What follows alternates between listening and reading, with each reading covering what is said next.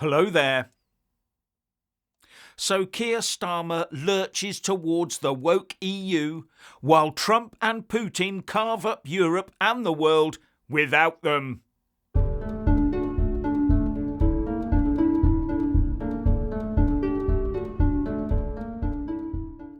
Keir Starmer has joined the European doublethink of rejecting US values like free speech, but still being openly reliant on US military and economic might. Here's the plan, ladies and gents. Ignore the US when it sends its Vice President J.D. Vance to Munich to warn Europe of the growing enemy within European borders. Then fail to come up with any agreed plan of our own to address the Ukraine situation, while still relying on the military and economic might of Donald Trump's US to come up with the solution, which we've already rejected, and hope that the US does not just walk away in the meantime and leave us to it. But Keir Starmer wants to take charge. He has a political legacy to leave after all. Yes, he's come up with the idea of being the first political leader to talk about committing troops, His Majesty's troops, by the way, to ground operations in Ukraine, as long as everyone else does the exact same thing. On defence, it's clear the US is not going to leave NATO. But we Europeans will have to do more. The issue of burden sharing is not new, but it is now pressing, and Europeans will have to step up, both in terms of spending and the capabilities that we provide. On Ukraine, we're at the very early stage of the process. Europe must play its role, and I'm prepared to consider committing British forces on the ground alongside others if there is a lasting peace agreement. But there must be a US backstop, because a US security guarantee is the only way to effectively deter Russia from attacking Ukraine again.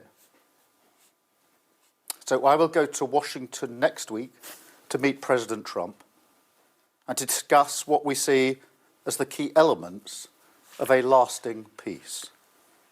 I spoke to President Zelensky on Friday and will do so again in coming days.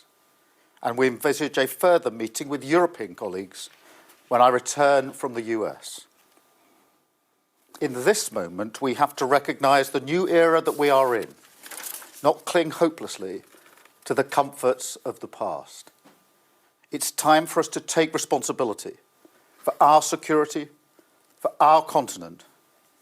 And I've been clear today, Britain will take a leading responsibility, as we always have, because Ukraine must have a secure future, Europe must have a secure future, Britain must have a secure future, and democratic values must prevail.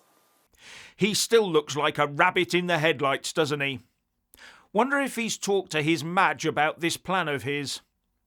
And when you listen to that statement, you suddenly realise this is just a bid to look strong and leader-like. But all the Prime Minister said is that he is prepared to consider committing the UK to putting military boots on the ground in Ukraine, as long as other European nations do it as well. That's just a commitment to join a large committee and spread the risk once most of the risk has already dissipated. But it has got the Labour faithful cooing about how wonderful Keir Starmer is. I wonder if they'd be cooing if it resulted in us getting embroiled in a hot war with Russia further on down the line. Oh, and the Defence Secretary John Healey has announced the largest shakeup in UK defence for over 5 decades, saying, "This is a government whose commitment to defence is unshakable. It's the foundation for our plan for change, the delivery of our government's missions." Does he mean yet another defence review?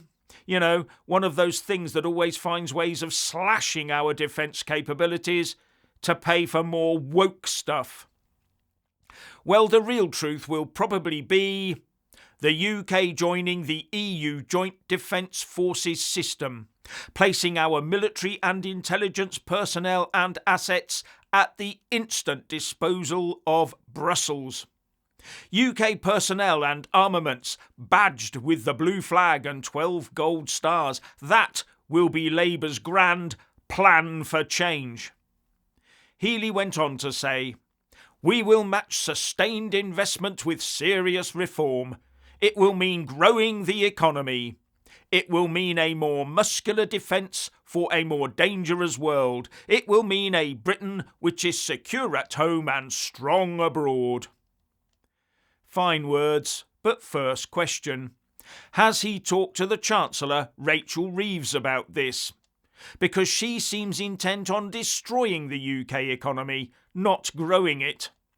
And what does matching sustained investment with serious reform mean? More DEI, more promotions based on diversity, not capability?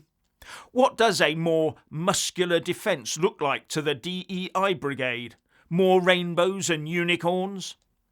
And importantly, will it be a full-on net zero army?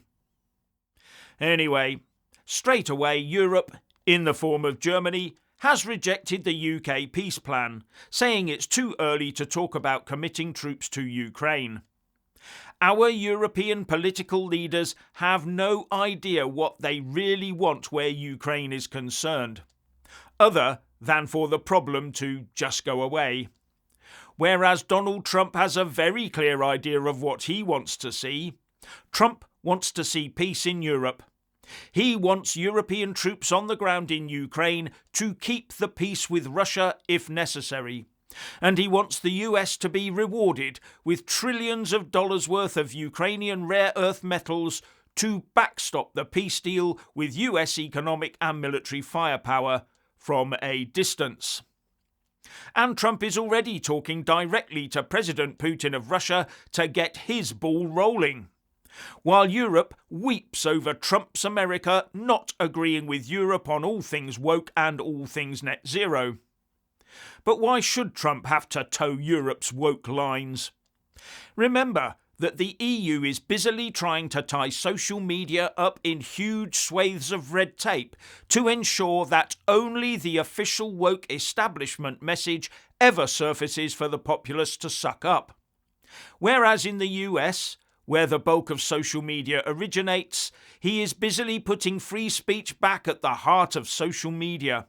Because Trump and his team want to put the truth back into the heart of government, something that both the EU and the UK wholeheartedly reject. For them, the continuation of such lies as net zero and diversity is our strength are necessary for them to retain their power base. Power based on woke lies. The truth will never do. That's why I fear Labour's plans for our military will only end up degrading them further. A military system built ever more on the sand of woke diversity leadership at the top, and probably white working class grunt at the bottom. That is, if they can get the youth of the UK today to exchange their game controllers for a real weapon in a show of patriotism, and then commit to potentially laying down their lives for a country they are constantly told is racist, full of slavery, and a carbon-emitting criminal country, and therefore not worth defending. So, please check out our other channel, Tripe and Whatnot, link in the descriptions box, and please like, subscribe and comment below. And thank you for watching.